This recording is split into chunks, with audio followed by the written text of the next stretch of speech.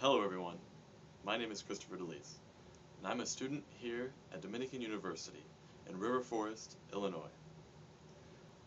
I am a corporate communications major, and I've had some of the finest teachers in the world here teach me, Professor Kathleen Prunty, Dr. Richard Calabrese. And this video that you're about to see is a video about 10 tips for executive coaching.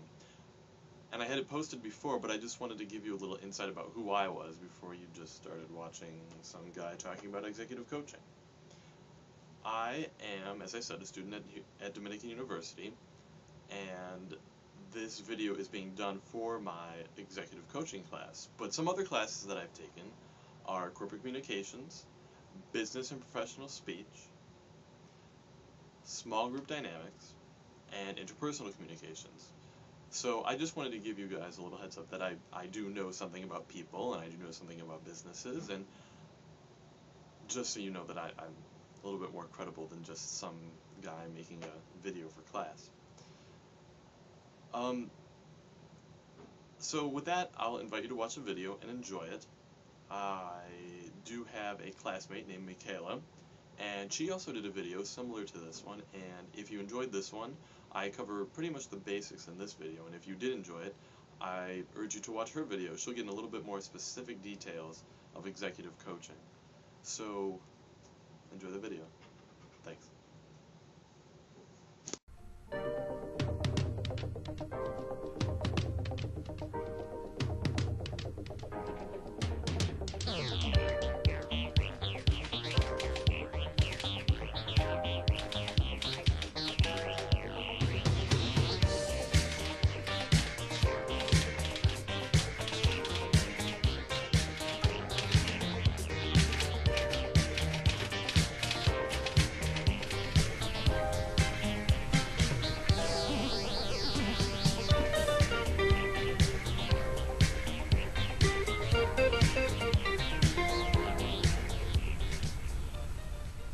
Hi there, my name is Christopher DeLise, and I'd like to discuss with you today 10 tips on executive coaching. These tips are the ones that I have chosen that I think are the most valuable for anyone to have. I'd like to begin with my first one, which is know yourself. If you know who you are on the inside, who you are on the outside, it'll create a better understanding of yourself so that when you are coaching with your coachee, there won't be any kind of ambiguity about who you are, and the other person won't have to worry about you worrying about yourself. A class such as interpersonal communications would greatly help you to just develop yourself in this area. The second point I'd like to make is that, just like your mother told you, you should mind your manners. When you're with anyone, you should have a good understanding not only of who you are, but what your actions are. Your actions speak louder than words, and that's very true. To create the halo effect, you'll want the other person to know who you are before you even say one word. And having good manners will help communicate this to your coachee. My third point that I'd like to make is that you should always have a sense of preparedness about you. Just like you should have good manners, such as dining at a restaurant and knowing which fork is which and chewing with your mouth closed, you should be prepared for a meeting. If you're going to have a meeting, you'll want to have the correct materials ready. You'll want to have any pens, pencils, or PowerPoints correctly put together before you even begin the presentation. Although you may not be giving a presentation to your coachee, it's still important to know what materials you'll need before the coaching begins. Point 4 has to do with knowing your audience. Hopefully by now you realize that you should have a good understanding of who you are, a good understanding of what you'll need for the presentation. Now you should know your audience, meaning what type of person are you going to be coaching? If this is someone who's in a really important job, in a really important company, you'll have to take yourself quite seriously. If you're doing this for someone who just needs a little extra push, you should know that too. Either case, know your audience. Going along with that, point 5 says that you should be well informed. Now, like I said, knowing your audience is being well informed. But let's take a step back and disregarding the person for just a second. Let's talk about the actual company that they're working for. If knowing the company that they work for and what expectations that company has for its employees, that will help greatly too in the coaching process. If you are well informed about the company itself, it'll set up a clear example for what you should be expecting to see from this person, or what you should expect this person to develop into. The first 5 points I've just discussed have to do with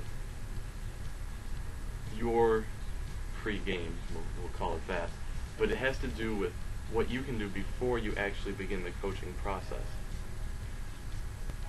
The next 5 points are going to deal with the actual coaching process itself when you're dealing with the other person.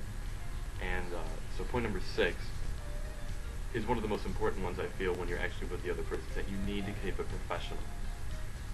If you start getting sloppy by having lunch, having dinner, and it really isn't doing anything to help the coaching process other than socializing, you're going to want to steer clear of that. As much as you may feel that you want to gain a connection with that person, maybe you just like them as a person, and that's great.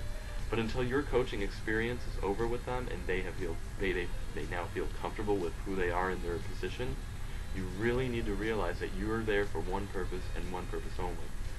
And that purpose is to help them with their professional career in any way that you can.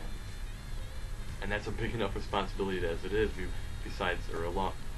Instead of being their friend, instead of being this or that, of course you want to be cordial with them, having your manners about you, but keep it professional. Number 7 is a point that I feel is extremely important for progress. Point 7 I define as having goals with deadlines. I think everyone realizes how important goals are. Goals are what you strive to achieve for. But if you don't have a deadline for that goal, you may never achieve it, or you may never want to achieve it. Therefore, it's important to always set a deadline with a goal that you have. And you'll want to keep up.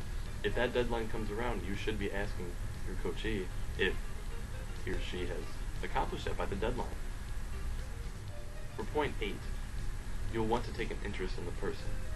Not romantically, not in a friendship, but you want to take an interest in that person's success. Because you know that their success is your success. If you can be genuinely interested in a person, then you don't have to worry about being interested. And when someone is interested in you, or if you are interested in the person that you're coaching, it makes the experience so much more genuine. Tip number 9, I think, is a vital point to make in regards to the coachee's success. And that is that the other person should feel as though they created the success themselves. Why is that important? Well, you don't want to give the impression that you're just giving them all the answers, nor do you want to make it obvious that you're not giving any answers. So you'll want to make sure that you push them in the right direction, but that you don't just simply give suggestions, like, how about you try doing this? Because that's still giving them a pretty straightforward path to take. You'll want to ask them to consider their options, to consider what they know in the job, consider where they want to be, have them consider everything, talk it back to you, and eventually they'll start formulating and postulating all kinds of different ways about going about things, and hopefully that will lead them to success. For my 10th point, I think it's always in everyone's best interest to have fun. and not simply have fun as in, like I said, you don't want to be unprofessional about it. But if you don't enjoy your job, if you aren't having fun helping this person create themselves as a better person, then, again, just like I said earlier, if you don't have that interest, if you don't have that want to be with them, it won't shine through. And so if you take an interest in your job and you have a good time with it, that's how you'll truly become a great executive coach. That being said, I'd like to say that I appreciate your time watching this video. I hope that you've learned something out of it. I tried to keep my points concise but informative and realistic. So, thank you for stopping by, and I hope you have a pleasant day and a great coaching experience sometime soon. Bye now.